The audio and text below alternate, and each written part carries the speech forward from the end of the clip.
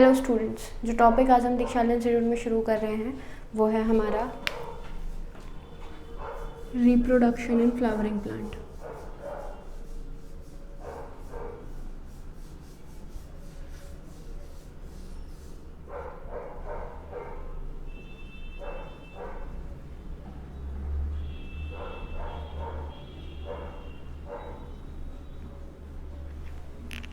So students, जब भी आपको मैंने लास्ट टॉपिक में बहुत ज़्यादा पार्ट्स जो हैं वो ऑलमोस्ट कंप्लीट करवा दिए हैं। जैसे हम सबसे पहले फीमेल रिप्रोडक्टिव ऑर्गन की बात करी थी, मेल रिप्रोडक्टिव ऑर्गन की बात करी थी, स्टेमन थे, पिस्टल थे, कार्पल थे, ग्रुप्स ऑफ पिस्टल्स और कार्पल्स थे। तो इन सब एरिया में हमने बहुत ही डिटेल में फ्लावर के बारे में स्टडी किया और गैमीट्स कहाँ बनते हैं ये पढ़ा। फिर मैंने आप लोगों को गैमीटोजेनेसिस के बारे में पढ़ाया था कि भाई गैमीट्स जो हैं वो कैसे बनते हैं, किस तरीके से गैमीट्स की सिंथेसिस होती है।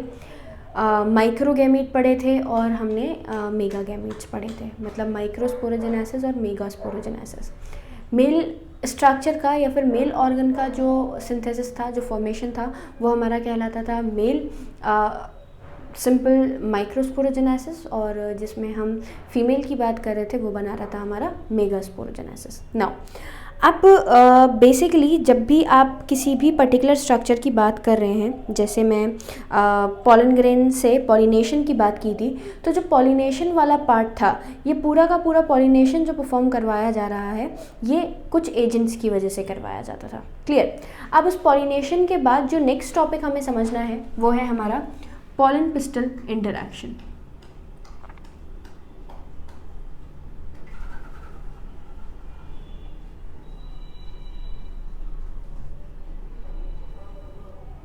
pollen pistil interaction।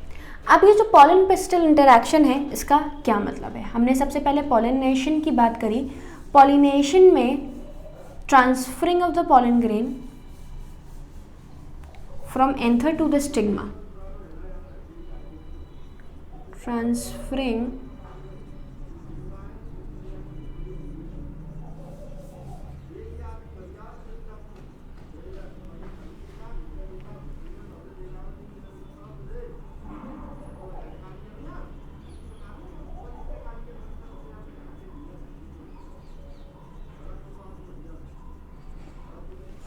एंथर से स्टिग्मा तक का जो ट्रांसफरिंग होता है वही ट्रांसफरिंग हमारी क्या कहलाती है? पॉलिनेशन कहलाता है। अब पॉलन ग्रेन जो है वो हमारे कहाँ तक पहुँच चुका है? पॉलन ग्रेन पहुँच चुका है हमारे, सिंपल बात करें तो, स्टिग्मा तक। स्टिग्मा ने एक पिस्टल का ही पार्ट है हमारा स्टिग्मा, जो कि क्या करता है? सिंपल बोलें तो भाई पॉलन ग्रेन को ऑप्ट करने का काम करता है ताकि जितना पॉलन ग्रेन हमारे पास आया है वो पॉलन ट्यूब बना के नीचे ओव्यूल तक पहुंचने का काम करे। तो यहाँ पे हमें दो पार्ट्स देखे, सब तीन पार्ट्स हैं, स्टिग्मा,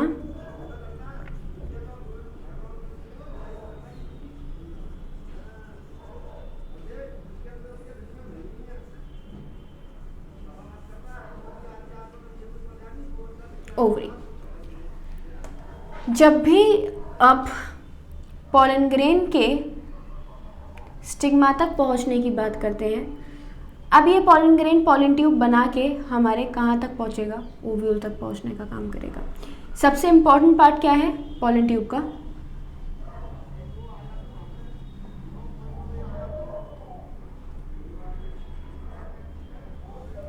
किसका फॉर्मेशन? पॉलन ट्यूब का फॉर्मेशन। अब जब भी हम पॉलन ट्यूब के फॉर्मेशन की बात करते हैं तो ये जो पॉलन ट्यूब बनी, ये पॉलन ट्यूब बनती है पॉलन पिस्टल इंटरैक्शन से। इसका क्या मतलब है? इसका मतलब है कि जो कंपैटिबल पॉलन ग्रेन होगा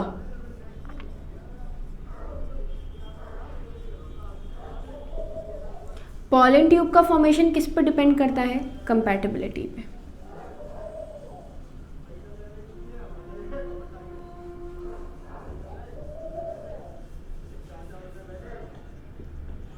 Pollen tube formation depends upon the compatibility of the pollen grain onto the stigma। मतलब हमारे स्टिग्मा पर जो pollen tube बन रही है उस पॉलन ट्यूब की ही कंपैटिबिलिटी डिसाइड करती है कि भाई पॉलन ट्यूब का मतलब वही स्टिग्मा की कंपैटिबिलिटी ही डिसाइड करती है कि पॉलन ट्यूब का फॉर्मेशन होगा या फिर नहीं होगा। और यही पॉलन ट्यूब का फॉर्मेशन आपका क्या कहलाता है, पॉलन पिस्टल इंटरैक्शन कहलाता है। अब जब मैं पॉलन पिस्टल इंटरैक्शन की बात कर रही हूँ तो इस पॉलन पिस्टल इंटरैक्शन में आप जब भी पॉलन ग्रेन को स्टिग्मा तक लेकर आ रहे हैं तो जो हमारा स्टिग्मा है इसके पास कुछ केमिकल्स की प्रेजेंस होती है और यही केमिकल्स जो हैं आपके ये डिसाइड करते हैं या ये बताते हैं कि हमारा जो पॉलन ट्यूब बन रहा है ये पॉलन ट्यूब एक्चुअली बनेगा या नहीं। तो वो केमिकल की प्रेजेंस की वजह से भी होता है। अब जब केमिकल्स का इंटरैक्शन की वजह से आप पॉलन ट्यूब का फॉर्मेशन कर रहे हैं तो ये पॉलन ट्यूब का इंटरैक्शन मतलब पॉलन ट्यूब का बनना हमारा क्या डिफाइन किया हमने, पॉलन पिस्टल इंटरैक्शन की बात करी। अब इसके बाद सिग्निफिकेंस है पॉलिनेशन की क्या, कि जब भी आप पॉलिनेशन के प्रोसेस को परफॉर्म करवा रहे हैं तो पॉलिनेशन क्यों परफॉर्म करवाया जा रहा है, ताकि हमारा जितना भी पॉलन ट्यूब या फिर हम सिंपल बात करें कि जो पॉलन ग्रेन हमारा ओव्यूल तक पहुंचने वाला है ये प्रॉपर मेल न्यूक्लियस को फीमेल न्यूक्लियस तक पहुंचा पाता है या फिर नहीं पहुंचा पाता। तो यही सिग्निफिकेंस पूछोगे पॉलन ग्रेन की तो भाई पॉलिनेशन की, तो जब तक पॉलिनेशन नहीं होगा जब तक आपका जो मेल गैमीट है ये फीमेल गैमीट तक पहुंच नहीं पाएगा और जब तक ट्रांसफरिंग नहीं होगी मेल गैमीट की फीमेल गैमीट तक तब तक आपका जो फर्टिलाइजेशन का प्रोसेस है जो कि सबसे ज़्यादा इम्पॉर्टेंट पार्ट है हमारा पूरे के पूरे रिप्रोडक्शन का, जब तक आपका फर्टिलाइजेशन परफॉर्म नहीं हो पाएगा। तो ये पूरा का पूरा पार्ट कंपैटिबिलिटी है। कंपैटिबिलिटी क्या कि स्टिग्मा अपने टाइप के पॉलन ग्रेन को पहचानता है या फिर नहीं पहचानता है। वो कभी होता है जब केमिकल्स आपस में जो इंटरैक्ट हैं वो हो जाते हैं, मेंबर्स जो हैं वो आपस में एक दूसरे के साथ फ्यूज़ कर जाते हैं और साथ साथ ये जो पॉलन ट्यूब आपका बन रहा है अगर कंपैटिबल पॉलन ग्रेन नहीं है तो पॉलन ट्यूब बनते बनते एक ही पर्टिकुलर रीजन पे स्टॉप हो जाएगा। तो जब भी आपने इसको रोका या सिंपल हम बात करें कि अगर पॉलन ट्यूब का फॉर्मेशन नहीं हो पाया है मतलब जो पॉलन ग्रेन था वो हमारे स्टिग्मा के साथ कंपैटिबल नहीं था, तो ये कंपैटिबिलिटी डिसाइड करती है पॉलन ट्यूब का फॉर्मेशन। क्लियर। इसके बाद जब हम आगे बढ़े तो आगे बढ़ने पर हम क्या देखेंगे कि भाई जब पॉलन ट्यूब बन गई, पॉलिनेशन हो गया मतलब माइक्रोस्पोरोजेनेसिस मेगास्पोरोजेनेसिस, मतलब हम सिंपल बात कर सकते हैं कि पॉलन ट्यूब का फॉर्मेशन हमने कर दिया, फिर हम बात करते हैं कि पॉलन ग्रेन का फॉर्मेशन हमने कर दिया।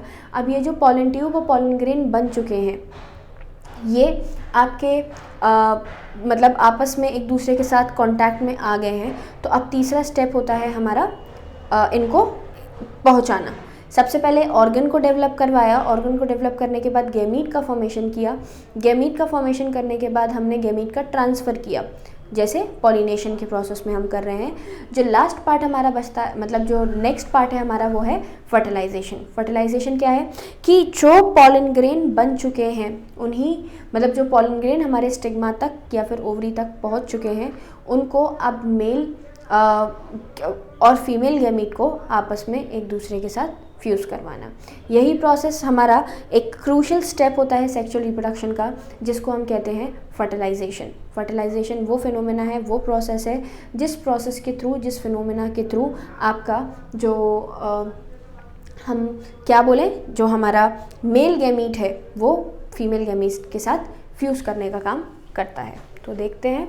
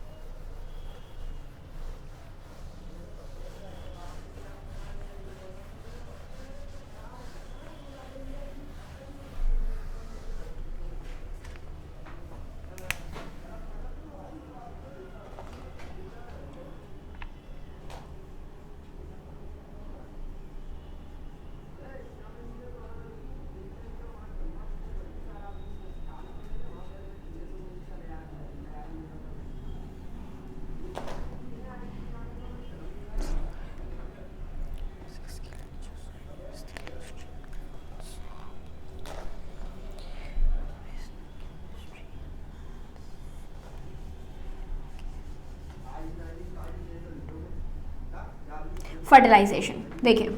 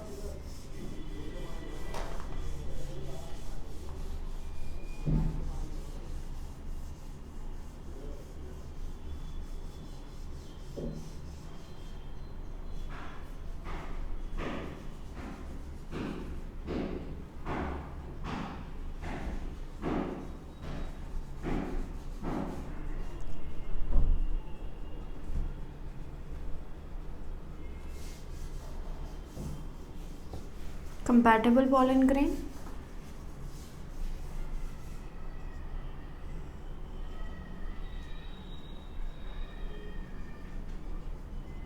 ये है आपका पॉलन ट्यूब, ये स्टिग्मा है, ये हमारी स्टाइल है, and this is your ovary. Stigma, style and ovary. अब यहाँ पर ये जो स्टिग्मा और स्टाइल है, ओवरी को लेकर आते हैं आपके ओव्यूल तक। ओव्यूल। अब जब पॉलन ग्रेन से पॉलन ट्यूब बनते हुए आपके माइक्रोपाइल रीजन के थ्रू मेल गैमीट्स, ये दोनों क्या हैं हमारे,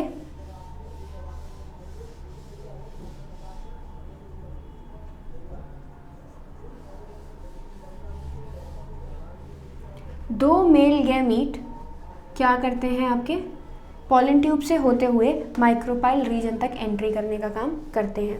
तो सबसे पहले तो फर्टिलाइजेशन को करवाने के लिए, जैसे मैंने आप लोगों को पॉलन और पॉलन पिस्टल इंटरेक्शन एक्सप्लेन किया, तो उस पॉलन पिस्टल इंटरेक्शन में सबसे पहले पॉलन ग्रेन बन के पॉलन ट्यूब को बनाता हुआ माइक्रोपाइल रीजन से हमारे ओव्यूल के अंदर एंट्री देता है।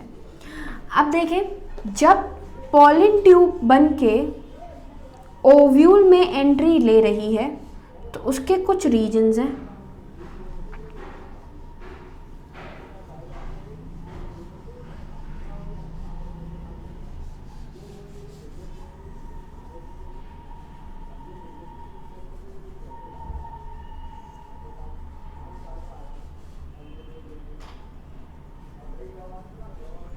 ये है हमारे सिनर्जिड्स, ये है हमारा एक्सेल, ये है हमारे पोलर सेल्स, और ये तीन हैं हमारे एंटीपोडल्स। तो ये तो है आपके आउटर इंटेग्यूमेंट्स, ये हैं आपके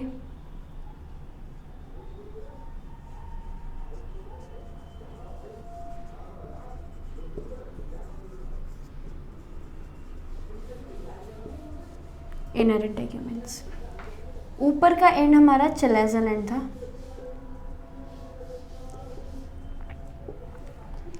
ये reason micropyle,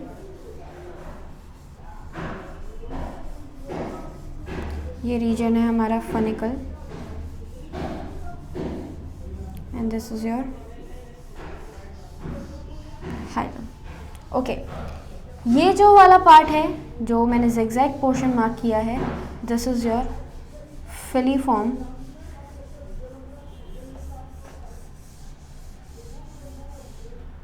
apparatus. Filiform apparatus से कनेक्टेड है हमारा एक सेल, एक सेल से कनेक्टेड हैं ये दो सेल्स जिसको हम बोलते हैं आपके सिनर्जिड्स। दोनों मिलके बनाते हैं हमारा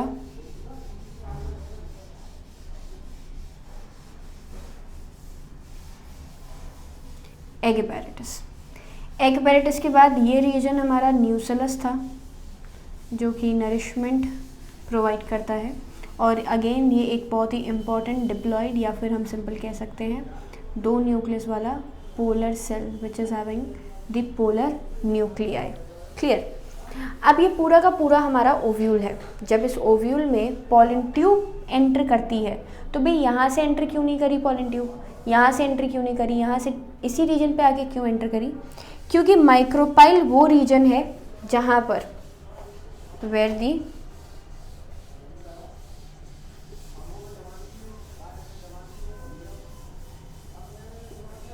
इंटेग्यूमेंट्स आर एब्सेंट। क्या है आपके इंटेग्यूमेंट्स जो हैं वो एब्सेंट हैं, और जिस रीजन से या जिस रीजन पर आपका इंटेग्यूमेंट एब्सेंट होगा, मतलब इंटेग्यूमेंट जहाँ प्रेजेंट होगा वहाँ पर फर्टिलाइजेशन मतलब बेसिकली पॉलन ट्यूब जो है वो एंट्री नहीं ले पाती है, क्योंकि ये इम्परमिएबल लेस होती हैं, किसी भी चीज़ की एंट्री को अलाउ नहीं करती है, क्योंकि भाई ओव्यूल को इन्हें प्रोटेक्शन देना है। जस्ट लाइक पॉलन ग्रेन को हमारा स्पोरोपोलेनिन प्रोटेक्शन दे रहा है, बिल्कुल सेम उसी तरीके से हमारा ओव्यूल को हमारे जो इंटेग्यूमेंट्स हैं ये कवरिंग या फिर प्रोटेक्शन देने का काम करते हैं।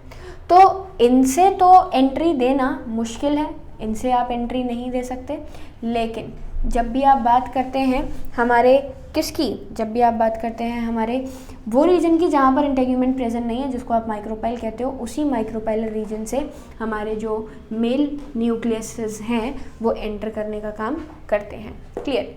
अब देखते हैं सबसे पहले इम्पॉर्टेंट चीज़, चलाजे के पास प्रेजेंट होते हैं एंटीपोडल जो कि ऊपर की तरफ है, एंट्री सिनर्जिड से ही होती है। सबसे पहले आपने दो मेन सेल्स देखने हैं, सिनर्जिड्स को भी नहीं देखना अभी हमें, एग अपैरेटस एक साथ ही हो गया, फिलीफॉर्म अपैरेटस का काम समझते हैं, और एक समझेंगे पोलर।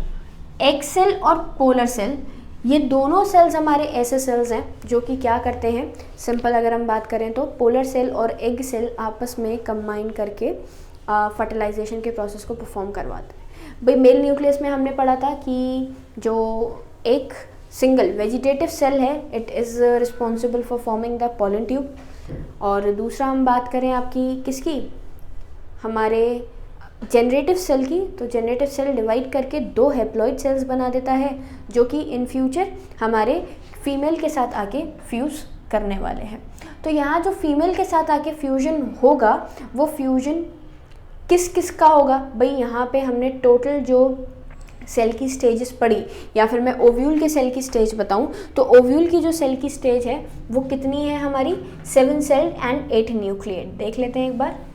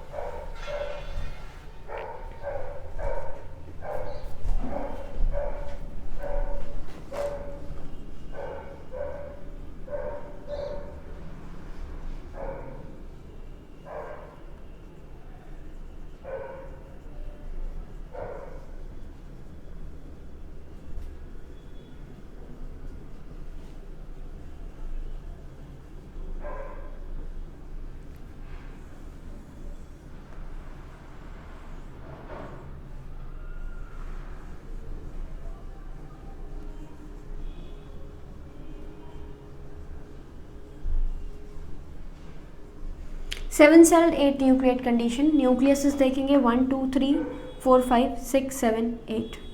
इसको बड़ा कर देती हूँ ताकि न्यूक्लियस आपको प्रॉपर तरीके से विजिबल हो।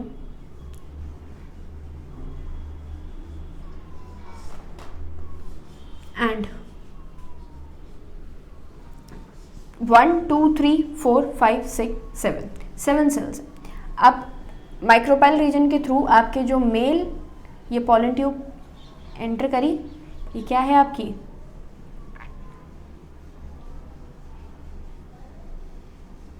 Pollen tube. माइक्रोपाइल के थ्रू पॉलन ट्यूब एंटर करी, यहाँ पर पॉलन ग्रेन की एंट्री ऑफ पॉलन ग्रेन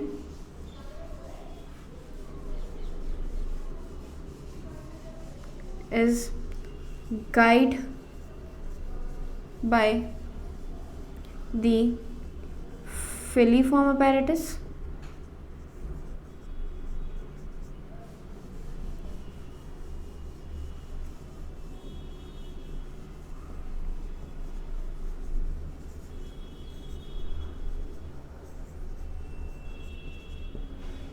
मतलब पॉलन ट्यूब की एंट्री को गाइड करने के लिए हमारे पास दो चीज़ें हैं, एक तो फिलीफॉर्म अपैरेटस है और एक सिनर्जिड्स है। ये पोलर सेल है, ये आपके दो सिनर्जिड्स हैं, ये आपका एक सेल है।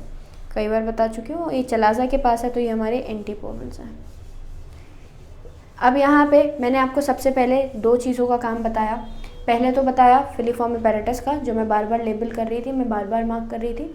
दूसरा मैं आप लोगों को बता रही हूँ किसका पार्ट, दूसरा मैं आप लोगों को एक्सप्लेन कर रही हूँ हमारा सिनर्जिड्स वाला पार्ट। सिनर्जिड्स का काम आपको समझ में आ गया क्या है? It guides the entry of the mail nucleus into the female gamete. मतलब फीमेल गैमीट तक पहुँचने के लिए जो एंट्री दी जा रही है वो एंट्री किसके थ्रू दी जाती है? आपकी सिंपल यही सिनर्जिड्स के थ्रू दी जाती है। अब जब सिनर्जिड्स के थ्रू एंट्री हमें मिल चुकी है तो ये एंट्री अब एक्चुअल किसके साथ फर्टिलाइजेशन या एक्चुअल किसके साथ फ्यूजन करती है? तो वो दो सेल्स मैंने आप लोगों को बताए, एक तो बताया पोलर सेल और दूसरा मैंने आप लोगों को बताया आपका एग सेल। क्योंकि मेन ओवम के अंदर जो पार्ट है जिसको हमें फर्टिलाइज करवाना है वो पार्ट हमारा क्या है? वो पार्ट हमारा पॉलन में मेल न्यूक्लियस के साथ फ्यूज़ करने वाला एग ही है। और दूसरा अगर हम बात करें तो पोलर सेल। तो यही प्रोसेस, यही फिनोमेना जिसमें हम फर्टिलाइजेशन को पढ़ते हैं वो क्या है? Fusion of the male gamete with that of the female gamete. मतलब हमारे मेल गैमीट का फीमेल गैमीट के साथ फ्यूज़ करना ही क्या कहलाता है? प्रोसेस क्या कहलाती है? फर्टिलाइजेशन कहलाती है। तो देख लेते हैं एक बार एक्चुअल फर्टिलाइजेशन क्या है, अब समझेंगे किस तरीके से मेल गैमीट फीमेल तक पहुंचता है। ये मैंने आपको बहुत डिटेल में समझा दिया। फर्टिलाइजेशन क्या है?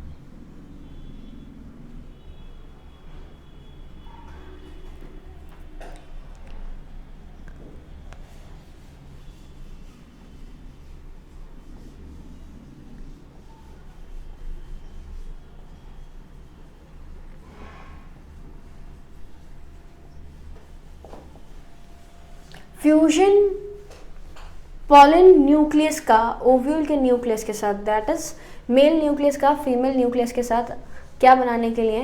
To form the diploid zygote. यही कंडीशन आपकी क्या कहलाती है? फर्टिलाइजेशन कहलाती है। लेकिन जब भी आप प्लांट्स की बात करते हैं तो प्लांट्स में जो फर्टिलाइजेशन है वो फर्टिलाइजेशन जैसा हम देख रहे हैं एक्चुअली ऐसा नहीं होता है, बल्कि हमारा जो चेंज है वो यहाँ पर हमें देखने को मिलता है। और वो चेंज क्या है जो हमें देखने को मिलता है? Basically double fertilization. मतलब एक तो है फर्टिलाइजेशन, मेल और फीमेल गैमीट का एक दूसरे के साथ फ्यूज़ हो जाना, सिंपल फर्टिलाइजेशन कहलाएगा। यहाँ पर डबल फर्टिलाइजेशन टर्म क्यों दिया है देख लेते हैं।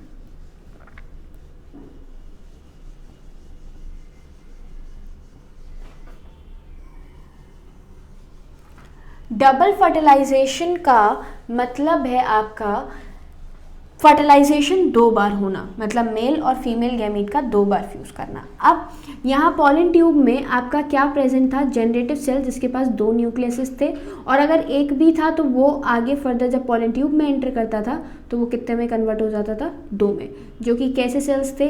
एन और एन। फिर मैंने वहाँ बात करी आपके ओव्यूल की। ओव्यूल में तो भाई कुछ ज़्यादा ही न्यूक्लियसेस थे, जिसमें से सिनर्जिड्स का काम मैं आपको बता चुकी हूँ। एंटीपोडल्स मैंने आपको बताया डिजेनरेट कर जाते हैं। बचा ये वाला पार्ट और ये वाला पार्ट। तो इसमें भी 2n कंडीशन एक इधर है और n कंडीशन इधर है।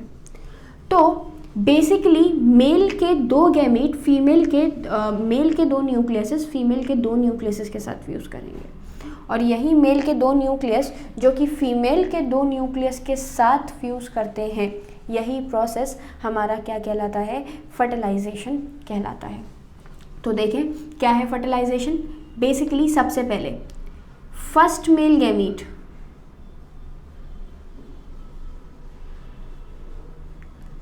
पहला मेल गैमीट जो कि कैसा है? एन, किसके साथ फ्यूज़ करेगा? फीमेल के एग के साथ फ्यूज़ करेगा, जो कि अगेन कितना है? n। क्या बनाते हैं? ज़ाइगोट। ज़ाइगोट आपका कितना है? 2n। ज़ाइगोट कितना है आपका? 2n। जिस प्रोसेस के थ्रू पहला मेल गैमीट एक के साथ मिलकर ज़ाइगोट बनाया, the process is called as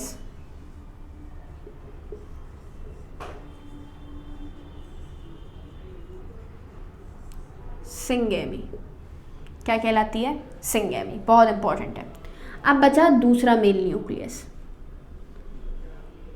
second male nucleus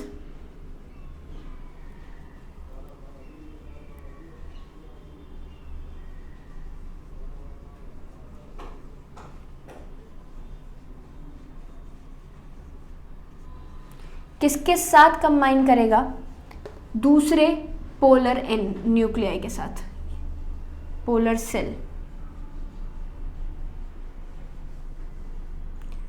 polar nuclei polar cell में एक साथ 2 प्रेजेंट है तो वो कंडीशन बनाता है 2n। ये दोनों मिलके बनाते हैं आपका एंडोस्पर्म, जो कि है आपका 3n। 2n + n = 3n। जिस प्रोसेस के through second male nucleus polar nucleus के साथ कंबाइन किया है और एंडोस्पर्म बनाया है, ये कंडीशन कहलाती है हमारी ट्रिपल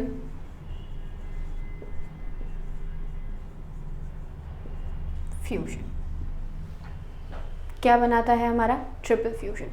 अब ये जो 2 पार्ट्स आपने देखे, डबल फर्टिलाइजेशन मतलब पहला फ्यूजन ज़ाइगोट बनाने के लिए जो सिंगेमी पढ़ी हमने, दूसरा फर्टिलाइजेशन एंडोस्पर्म बनाया, प्रोसेस हमने ट्रिपल फ्यूजन पढ़ा। एक बार में 2 बार फर्टिलाइजेशन हुआ, 2 male gamete 2 male nucleuses 2 female nucleuses के साथ कंबाइन किए। इसी प्रोसेस को हम क्या कहते हैं? फर्टिलाइजेशन कितनी बार हुआ? 2 बार। तो 2 बार फर्टिलाइजेशन की प्रोसेस हमारी डबल फर्टिलाइजेशन कहलाती है। क्या कहलाती है? Double fertilization. क्या प्रोसेस है?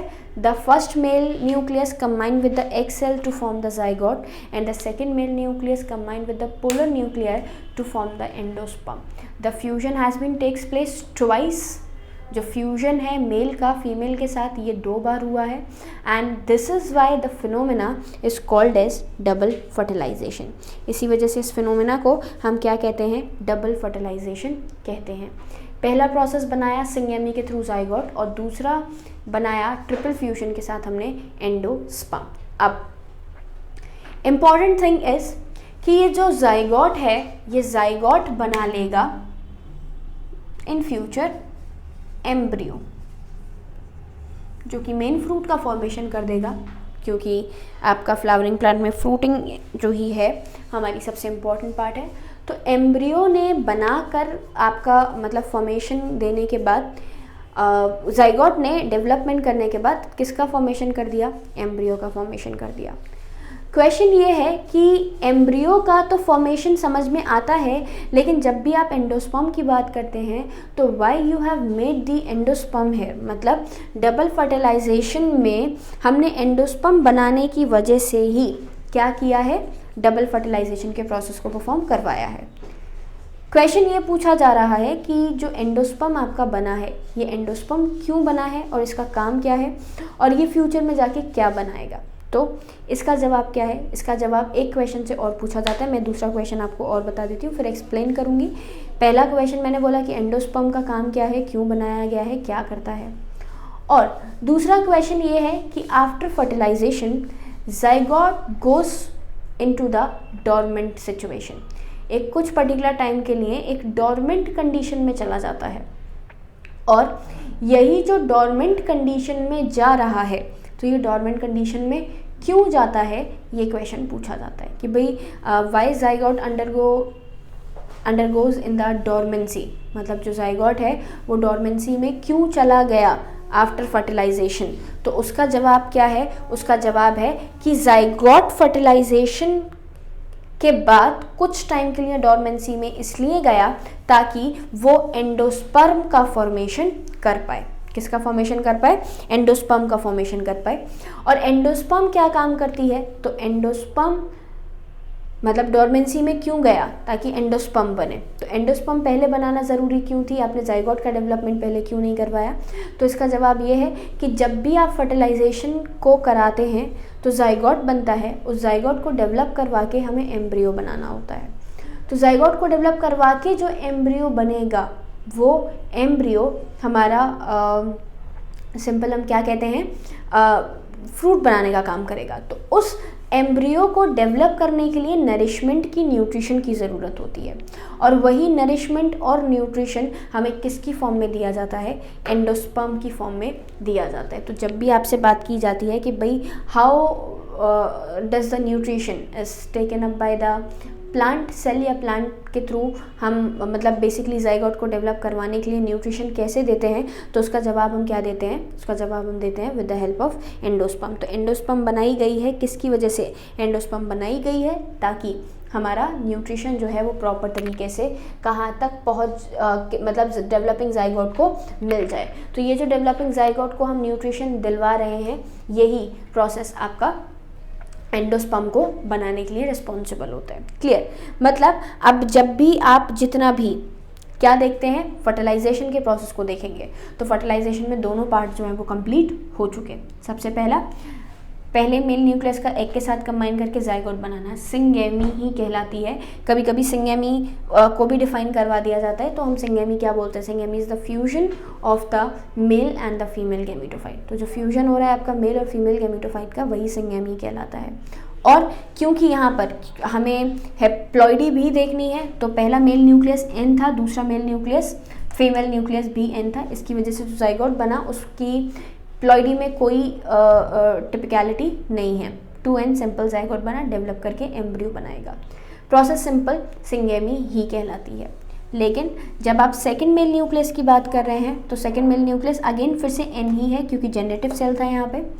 पोलर न्यूक्लियाई की बात करें तो वो उसके अंदर प्रेजेंट थे आपके 2 न्यूक्लियस एक साथ। तो वो जो 2 न्यूक्लियसेस एक साथ प्रेजेंट थे वो हमारा क्या बनाते हैं, वो हमारा बनाते हैं 2n + n 3n। तो एंडोस्पर्म आपका 3n होता है और 3 न्यूक्लियसेस मिले हैं यहाँ पे, इस वजह से प्रोसेस को भी हमने ट्रिपल फ्यूजन का नाम दिया है। तो जब भी आप बोलेंगे या जब भी आप बात करेंगे आपके डबल फर्टिलाइजेशन की, तो इट इज़ द फ्यूजन और the fertilization twice a time. First to form the zygote by the process of syngamy, and second is to form the endosperm by the process of triple fusion. Dormant condition में zygote क्यों गया for the some time? So that the fertilization of polar nuclei with the second male nucleus has been takes place, so that the formation of embryo has been done. Embryo का formation हो जाता है, and after the formation of the embryo, after the formation of the embryo, endosperm, this endosperm will now provide the nourishment to the developing zygote. Developing zygote को पूरी तरीके से nourishment जो है वो provide करवा दिया जाता है, और यही जो nourishment दिया जा रहा है, ये nourishment की वजह से zygote develop करके आपका fruit में convert हो जाएगा। क्लियर? तो ये पूरा प्रोसेस हमारा क्या है? Double fertilization. डबल फर्टिलाइजेशन हमें एंजियोस्पर्मिक प्लांट्स में ही देखने को मिलता है, और इसके अलावा जैसे मैं ह्यूमंस की बात करूं तो ह्यूमंस में भी हम डबल फर्टिलाइजेशन नहीं देखते हैं। ये कैरेक्टरिस्टिक फीचर है हमारे एंजियोस्पर्मिक प्लांट्स का, क्या? Double fertilization. Clear? Basically 2 acts of fertilization, एक ही एम्ब्रियो को बनाने के लिए, एक ही सेक को बनाने के लिए, एक जनरेटिव और दूसरा वेजिटेटिव फिनोमेना आपका क्या कहलाता है? Double fertilisation. सिग्निफिकेंस क्या है भाई फीमेल गैमेटोफाइट की? तो इसमें पहली चीज़ तो जो फर्टिलाइजेशन हुआ वो वेजिटेटिव सेल फर्टिलाइजेशन कहलाता है पहला, और दूसरा हमारा वही रिप्रोडक्टिव फर्टिलाइजेशन या फिर गैमेटोफिटिक फर्टिलाइजेशन भी बनाता है। डबल फर्टिलाइजेशन से फ़ायदा, एक सिग्निफिकेंस ये भी है कि जो सेल आपका बनेगा वो एक प्रॉपर तरीके से हमारे किसको, हमारे प्लांट डेवलपिंग ज़ाइगोट को न्यूट्रिशन भी दे देता है एक एक्चुअल वे में। इसके बाद मेल प्लांट को कैरेक्टरिस्टिक मिल जाते हैं, न्यूट्रिशियस टिश्यू मिल जाता है, और बेसिकली जो ट्रिप्लॉइड एंडोस्पर्म है ये कभी कभी आपका बहुत जल्दी ग्रो करके और न्यूट्रिशन को इकट्ठा कर लेती है। लेकिन बहुत सारे प्लांट्स में या बहुत सारे जो डेवलपिंग ज़ाइगोट है उसमें कुछ कुछ कंडीशंस में आपका एम्ब्रियो एंडोस्पर्म जो है वो कभी तो पूरा कंज्यूम हो जाता है ज़ाइगोट को डेवलप करवाने के लिए, कभी कभी वो कुछ बच जाता है।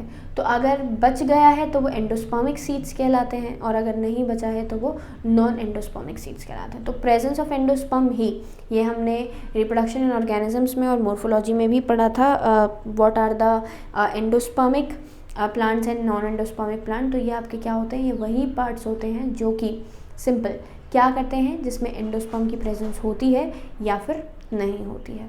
क्लियर? तो ये पूरा पार्ट आपका क्या हुआ? फर्टिलाइजेशन, पॉलन पिस्टल इंटरेक्शन से लेके आपके कहाँ तक? सिंपल फर्टिलाइजेशन तक। इसके बाद